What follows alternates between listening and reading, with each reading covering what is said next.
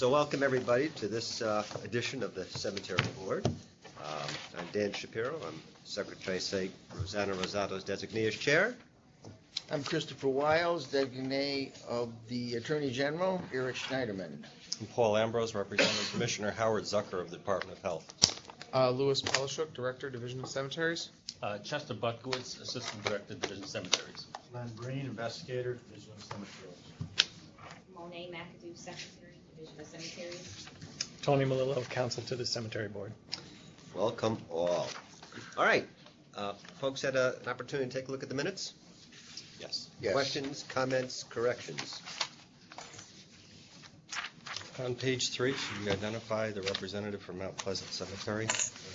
A representative? Or is it not necessary? I don't know that necessary. It would be nice if we have the name. And the capacity really is more important than the name. There's names Is in it the guest there? list. Do we have a guest list with us? It's on. He didn't Larry, sign. was it Larry Barnett? No, it's different Mount Pleasant. This is Mount Pleasant in Albany County. Oh, so you don't know, or don't remember? He introduced himself on the Riley. Herb Riley. What was his capacity? He's the president. He's the president? Of the Mount Pleasant, Albany County. So, Mr. Riley, I'll president. double check on that to make sure he's still. All right. Why don't we just call him an Last officer? I know he was the, Pretty sure he's an officer. Okay. An officer Yeah. of Mount Pleasant Cemetery. Yeah. Inquired about. Very good. Okay. Beautiful. Lovely. Well, there are no other comments or corrections. Can I have a motion? I move to approve the minutes. As Our corrected. last meeting as corrected, the minutes of December 15th, 2016.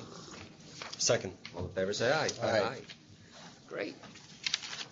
Legislation and regulation. Mr. Melillo, what's happening? Nothing to report yet. I will soon, I'm sure. This is going to be a short meeting, guys. Or nothing at all? Nope. Nothing. Okay. Sorry. All right. I brought a copy of the phone book, and I intend to read from it. I thought you might rip it in half or something. Give us a display of strength. No. All right, Louis. What you There are got? some wonderful constituents in my district. Let me read you some of the names. Yes. No. So a couple things going on. Number one, we have finally, after many iterations, finished the new annual report form. It is or will shortly be on our website. I don't know if it quite made it yet. It's supposed to be making it on today. That's going to go out with our annual mailing, which will hopefully go out tomorrow. The second piece of news is that the annual mailing is going out tomorrow. That, for those of you who don't know, is we send everyone a copy of our annual report form along with a bulletin, which Tony no longer has my name on it, and it's just from the division as a whole, and it has just highlights of developments, which you guys are all aware of, so I'm not going to bore you with them. The other thing is our ECI self-certification process. We are done with the certification itself. That too should be on the website. It should make ECI rate applications simpler and quicker. The policy itself, Chet caught something at the last minute, and Tony still needs to look at it, but we're almost done with that, and that's going to get on the website this week too. That's the $35? The $35. It's fine. Okay. I thought I said... No, but yeah, we're good. Yeah. So that will get on the website this afternoon, hopefully, if IT can move that fast. The other thing is our annual report form, we think, of course we would think that, should be simpler for cemeteries to fill out, but it is longer. Let me take a step back. For almost half of the cemeteries, it's actually shorter than our current form because we've reduced it from 4 pages to 3. So cemeteries that have fewer than 15 burials a year, 15 or fewer burials a year, and less than $50,000 in the bank in their financial assets, will only have to fill out the first 3 pages of the form. So it's actually going to be shorter for them, but there's still some changes. And for the larger cemeteries, it will be longer, and they are going to have to actually fill out our form, which some of them have not done in the past. So we're going to be having statewide Q&A sessions, primarily about the new form, but really about anything anyone wants to raise with us. We're doing them throughout the state. Our first one, our first formal one's going to be here in Albany on February 2nd. We'll be sending out a schedule with our annual mailing, but we're also going to be at the Metropolitan Cemetery Association's meeting a week from today. That's not a public presentation. It's really just supplier tables for various vendors. So we're going to be having a supplier table, and if people want to come up to us and ask us questions about it, we'll have answers. Is there any need for FAQs on this, or? I would hope not, actually. The short answer is I don't think so. The longer answer is we will have a better sense of this when we meet with people and see and help, they come up to us with their questions. As people are trying to fill this out, it is possible that certain things will recur that will either we can put out instructions or guidance Or on, amend the form to make or it fix the form. Yeah. I mean, there are things in there that won't apply to a lot of cemeteries, like the whole pre-need sales section. So it's a longer form, but a lot of cemeteries won't have to fill out every part of it. Right. Most cemeteries don't sell pre-need. They don't have perpetual care accounts, and for them, the form's maybe going to be a page or two longer. All right. Okay. And they're also, it's actually, if you count the total amount of pages that they get, it's actually shorter because the old form had a separate couple of pages of instructions, which we've done away with. Yeah. Louis, is the annual report that you send out on the website, The annual report form, that's, the form, if it is not yet no, I mean the one you send out? the form that is on the website is identical to the one that we send out. Okay. The reason we send this out is together with it, we also send a list of their trustees and the tear-off sheet for them to send back their vandalism and assessment funds, and those are that's really the main difference with the mailing as opposed to what's online. Mm-hmm. Okay. All right. Very good. Thank you, Louis. And I think All right. that That it? is it. Oh, one other point of clarification. We were asked if a cemetery doesn't, this is about pets. I think this is going to be a recurring issue, so I'm going to say it for all of you out there in TV land. If your cemetery doesn't do its own digging, it hires a digger, and you've decided that you're going to allow for interment of pet cremated remains, and the law says that the revenue from the pet cremated remains has to go into the permanent maintenance fund. Well, that doesn't mean that you have to somehow take an equal sum of money to what the family is paying the digger and put it into the PM fund. If the payment is a straight pass-through to the digger, then that doesn't come into play at all. Right. So for the majority of smaller cemeteries that don't do their own digging, then you don't have to worry about that piece. That shouldn't be an impediment to if they choose to permit. Exactly. Pet because some cemeteries have expressed concern that they would actually lose money on it because they have to incur the cost of paying a digger, but the money goes into the permanent maintenance fund. We addressed this in our FAQ. Cemeteries are allowed to charge an administrative fee in connection with interments. They should, in fact. Cemeteries are also allowed to charge the administrative fee in connection with memorialization. They should. So there are other ways to make revenue. But if they're not the ones doing the digging, then they don't have to worry about that. Right. It's not revenue to them. I just want to go back on the ECI. Yeah. Division reviews and approves rate applications through the board's referral of that to them. Since this is a new procedure, this self-certification, I think the board should look at it when it is finally ready and approve the use of this new format. I want to present it to the board when it's done. I don't know that it needs board approval, only in the respect that, obviously if we had a problem with it, that's a whole other thing. But we delegate to the division the responsibility to approve, by the ECI. if it's a nuanced kind of difference, in that maybe it's not something the board needs to approve or not, but let's take a look at the form. If, the only thing I'll say is, you've already delegated it to us. I know. But there's no reason we shouldn't share it with Yeah, of you course. for the next meeting. Right.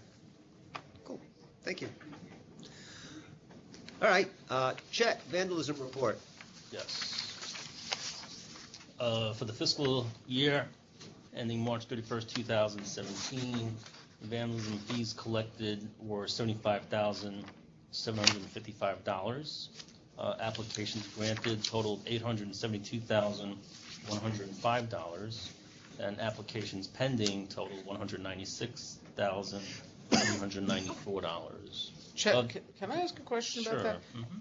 Does that still include the ones that have been pending for a really long time? Have we knocked those out yet? Well, let's take I a don't look. think we have. Hold on. There actually are some one from 2014 and one from 2013, and there are various reasons for that. Either, for example, an application for abandonment funds. The local municipality hasn't been able to obtain estimates or get information that's required, and the same for the cemetery. Okay. We did ask the investigators for the respective Come on in. regions to follow up. Understood. Did you bring donuts? So getting back, regarding the amount granted, $872,105, 5 applications for vandalism, totaling $31,994.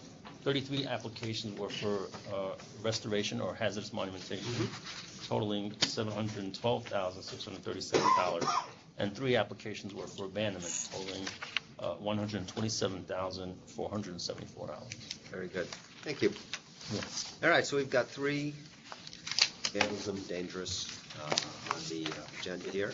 Just for the record, Vestal Park was initially on the agenda. That is off because we have not gotten the additional information that we were waiting on. Correct. It was tabled last month, and it should The remain- reason was, remain tabled. the reason, just to remind everyone, was this is the one where they wanted to replace vandalized markers as opposed to monuments as opposed to dangerous ones. And we wanted to make sure, get some more information on the various possibilities and costs before we went ahead and approved that, and we haven't gotten that yet.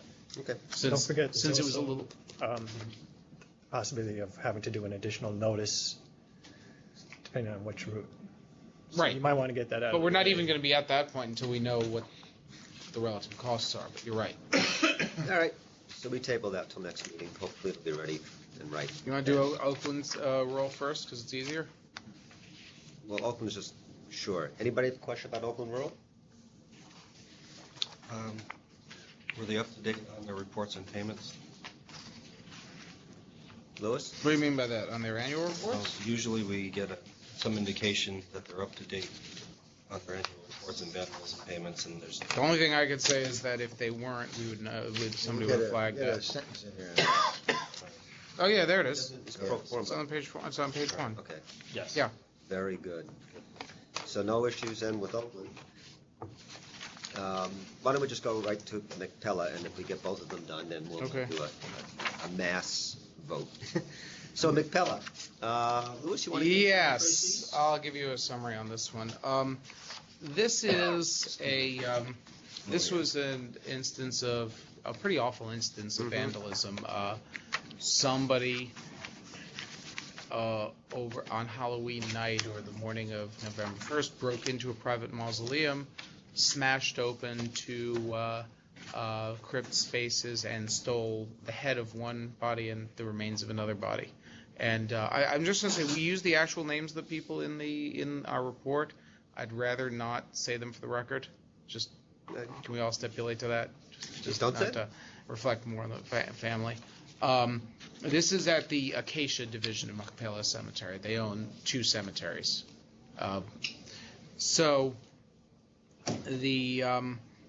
And just as a wrinkle here, it says Macapela Cemetery Association in Kings County. The Acacia Division is actually in Queens. So we happened, purely by chance, to meeting with cemetery officials that morning at their office, which is not at the cemetery. They reported this to us. We had some discussions. They called the police. We went to the scene. No fewer than 10 NYPD officers came to the scene. Why are there 10? I mean, they had nothing to do, or? I have no idea. 3 were from the evidence collection team. 3 were from the detective squad, and 4 were from the local precinct. Fifth Avenue. This was before the election, so no, they shouldn't have been. Yeah, go, Lou. So they were called to the scene. So far, there have been no arrests, but they made a report. We found no evidence of vandalism anywhere else. And this is still under active investigation by NYPD? Absolutely. Yeah. And it is not unheard of.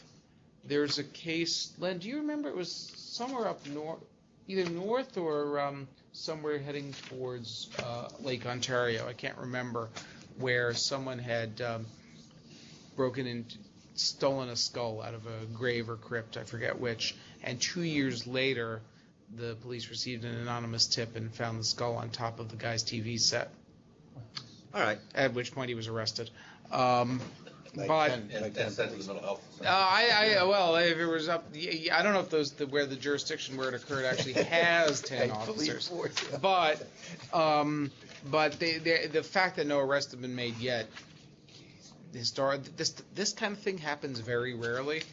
But when it does, it's not as unusual as you would think for an arrest to happen a long time after the fact. Okay.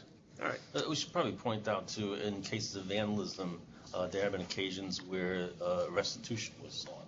Right, when you find somebody. Right. Oh, sure. So, of course. So anyway, the cemetery was actually able to reach at least 2 descendants of the family, and they were unwilling or unable to contribute to the restoration. Given how long ago this was, generally homeowners' policies cover only people who are immediate. Like, I don't think, somebody explained this to me, this is too far out generationally for homeowners' policy to cover no insurance. this interest. Right.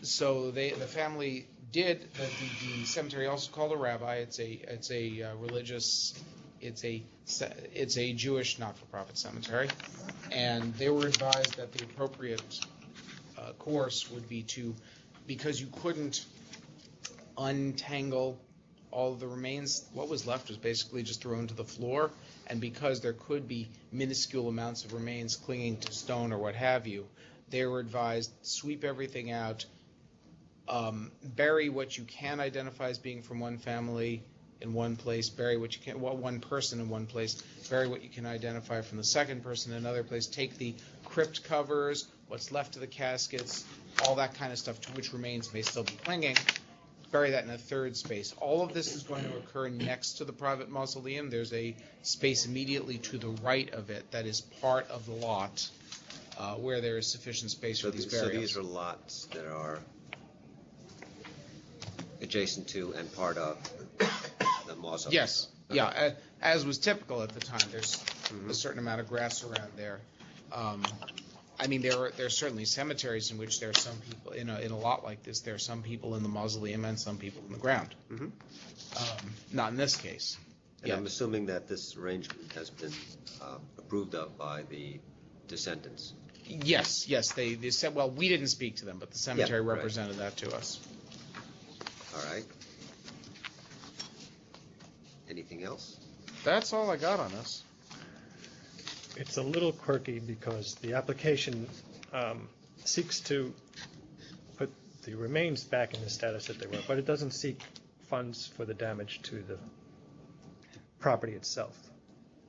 Right. I wasn't able to reach the cemetery yesterday. I thought the report said that there was cleanup charges, but that the two major charges, maybe not. I think it's a cleanup and interment, right? 4,000, 3,350. Yeah, but it only seemed to relate to the remains and the caskets. Well, damage was done to the mausoleum itself, wasn't it? Minimally. Well, there is here, you see metal clad Yeah. crypt seals in the invoice from Acacia itself? That's to cover up the crypt spaces. That is the cemetery going to do that work itself. Right.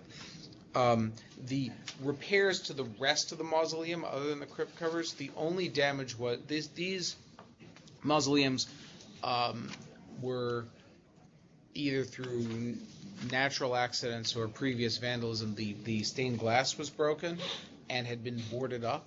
They were actually able to cut through the boards. So the cemetery is either going to brick or concrete that up to prevent access.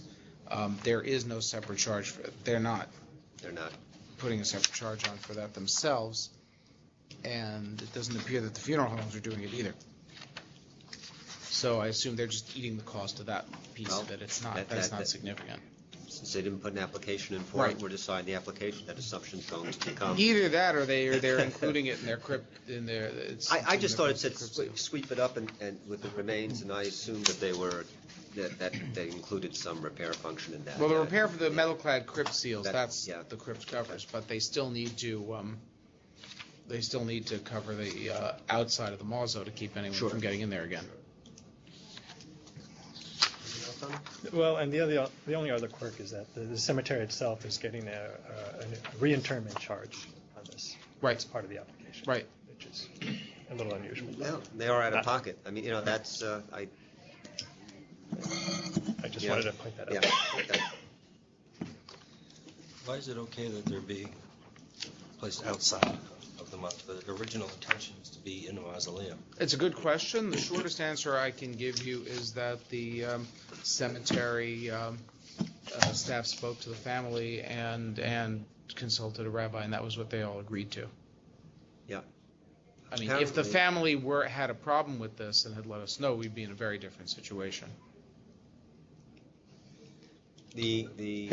Because that was my initial reaction too, is to put them back where they were. But partly because you have these remains that have ended up on the floor that you're not sure what's what, and you have to bury that anyway. I'm not going to purport to be a rabbi, but I think part of the idea is that way when you're redoing the reburial, everyone's parts are as close together as they could be. Whereas if you put the bones back in the crypt, but all of the unidentifiable stuff outside, you're kind of separating them. I don't know if that's the concern, but that could very well be a concern. Anyway, like I said, they all agreed to this, and I didn't particularly want to get into questions. What happens with the mausoleum? It just remains vacant? Well, no, there Were there are others in 4 there? other interments in it. If I remember right, it's 3 and 3. Okay. Right, which is why they have to break it up. Right, Yeah. because they don't want these guys coming back. So those slots that were allotted to these 2 victims Will just remain empty. will remain empty. They're going to close them up, but they're going to remain empty. I suppose the family could, if it ever wanted to, pay to cut through the concrete that they're putting in the door and use those 2 crypts. I'm assuming they don't want to do it, or they would have said something about it. But that would still theoretically be possible. They're not concreting up the actual crypt space. They're just blocking the entrance.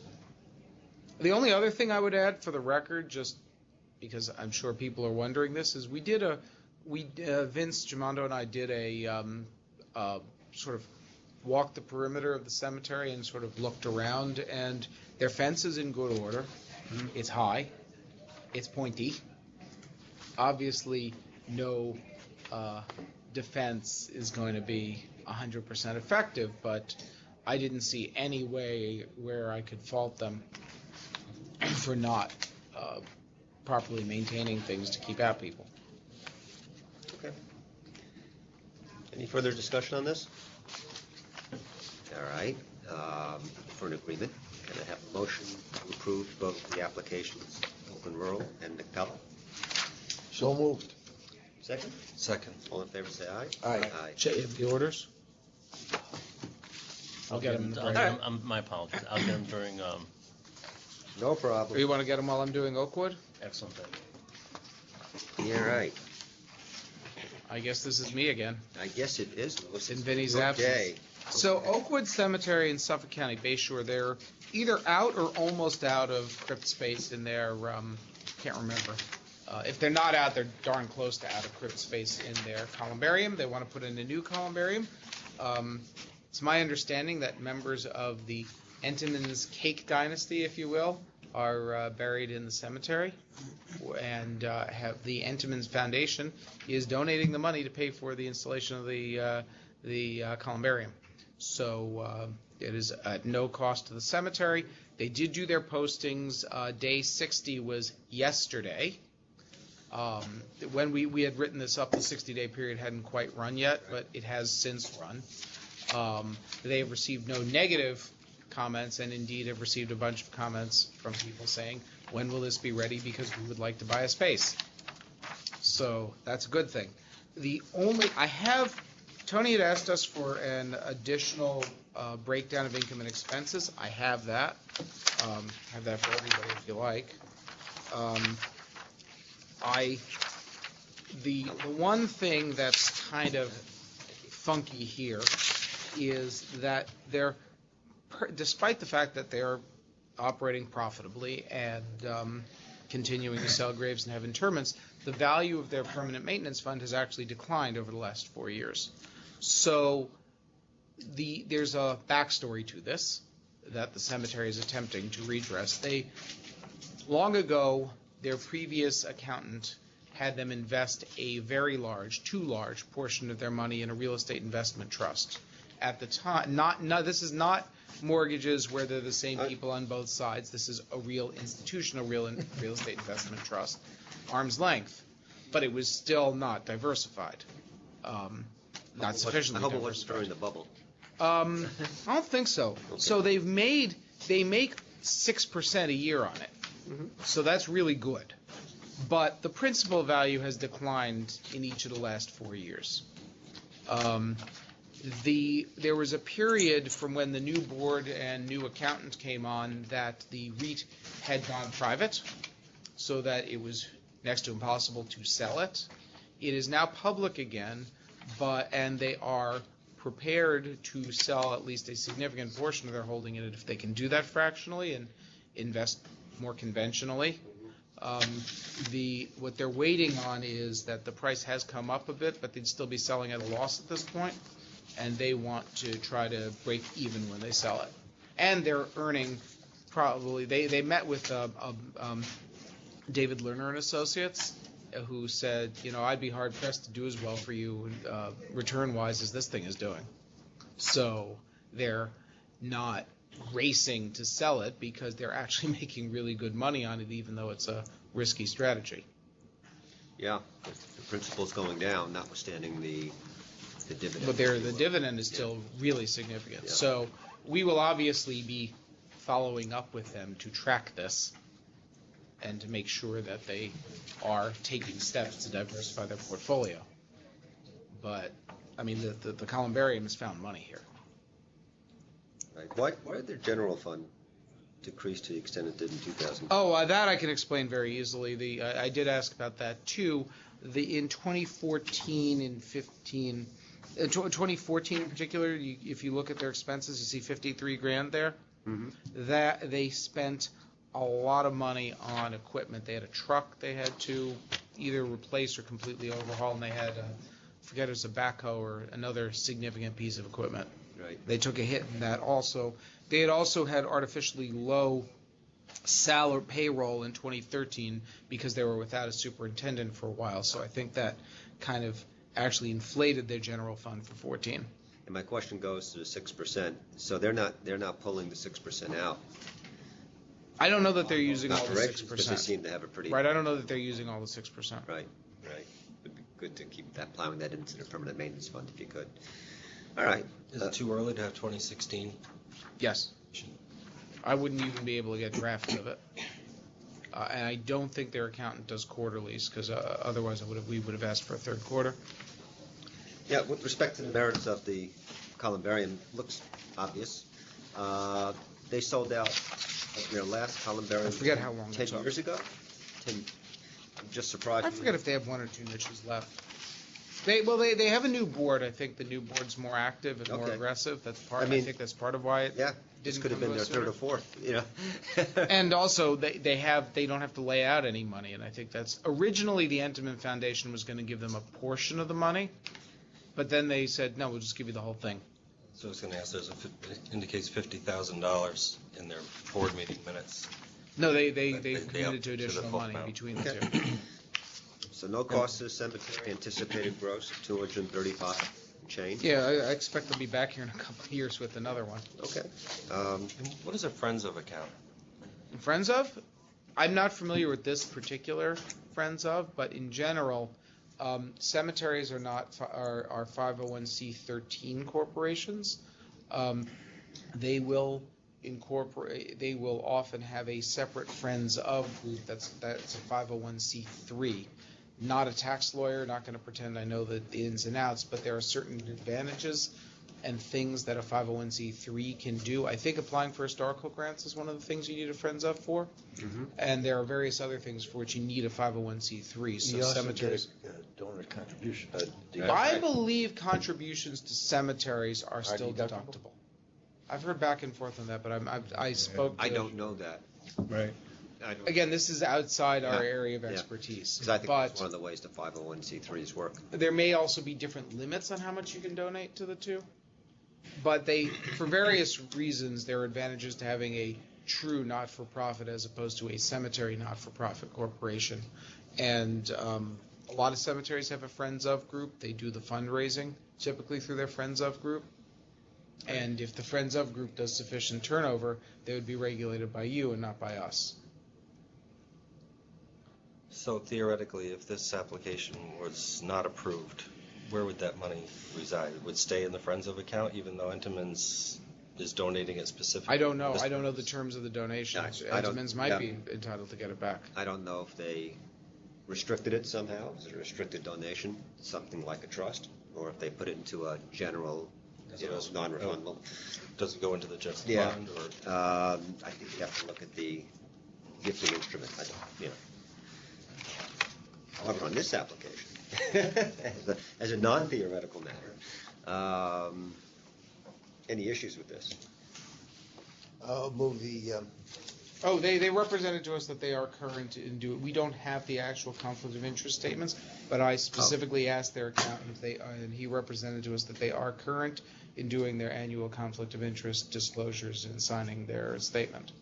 You remembered and you I weren't did going ask to ask that. this time. You see that? I thought that's what you were going to ask, he's ahead of me. but I did do that. And for the record, Chris, our new annual report form has a checkbox for the cemetery to represent that it has done its annual conflict Well, that's why I was disclosures. going on the website to see what it said. There you go. It's right at the bottom of page 1. Okay. Don't trust them. Verify. Good. Trust but verify. I think you were gonna make a motion. I was gonna move to approve this application for a columbarium by Oakwood Cemetery. Second? Second. All in favor, say aye. Aye. Aye. Very good. Well, unusual as it may seem, that concludes what we have on our agenda for individualized discussion. So before opening it up, I have actually remembered to schedule our next board meeting, All which I never right. do. But what do we got? We got problems. Well, that's Well, not so bad. goes without saying. Hold on. February, right?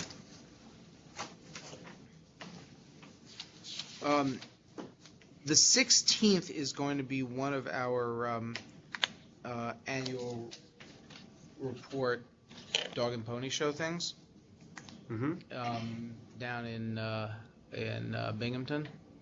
So So you want to do a different day? can we do it the 15th? That's a Wednesday. I have no problem. I don't have a problem. Let's see what Paul says. There you go. You got a problem, Paul? Or we could do it the following week. No, that's fine. I can. 15th is I can good? reschedule this. 15th at 10:30, the usual? Mm-hmm. All right. So now, does anybody here have any comments they'd like to make? Address the board in any capacity? I will. Okay. To identify yourself for the record, Sure. sir. David Fleming from the New York State Association. The record knows who he is. I just wanted to touch on Mr. Ambrose's question about the 501c3s, because I think it's an important thing for folks who, this is the most watched show on DOS YouTube. We actually encourage cemeteries to create 501c3s that are active, because it's nearly impossible to get a grant as a 501c13. Most grants do not allow for distribution to a 501c13. So a lot of cemeteries are creating 501c3s, friends organizations, to allow them to raise money to do specific causes at the cemetery, specific projects, as well as ongoing ability to provide, tax deductions for the folks who provide contributions. Because I think it's rather unclear as to what contribution, and we're not tax attorneys and we don't represent that. And it's much easier if it's a 501c3 who's receiving the contribution.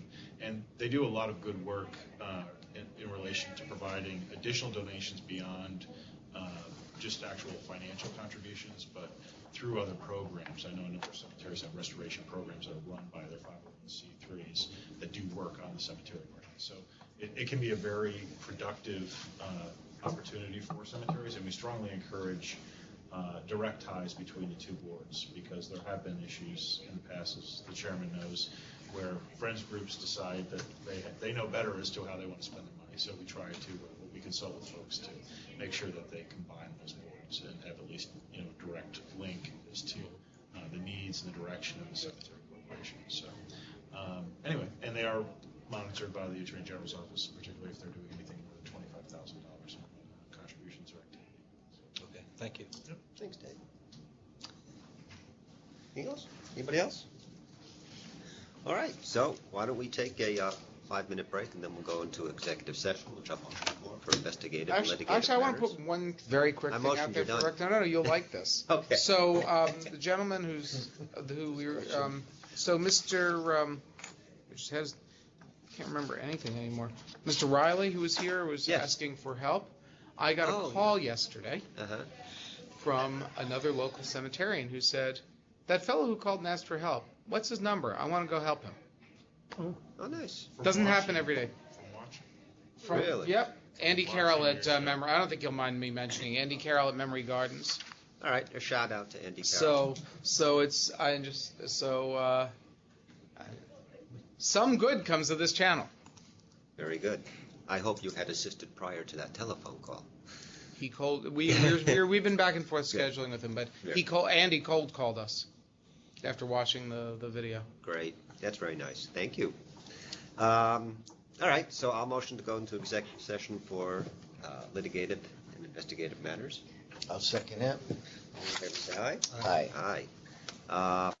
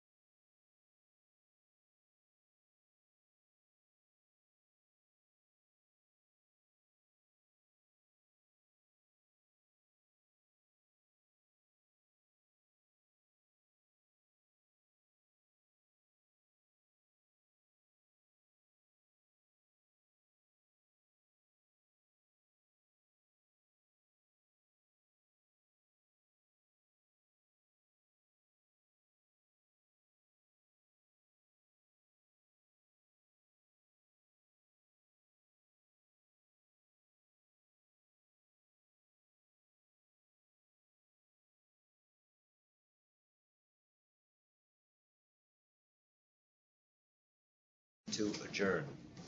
I'll second that. All in favor, say aye. Aye. Aye.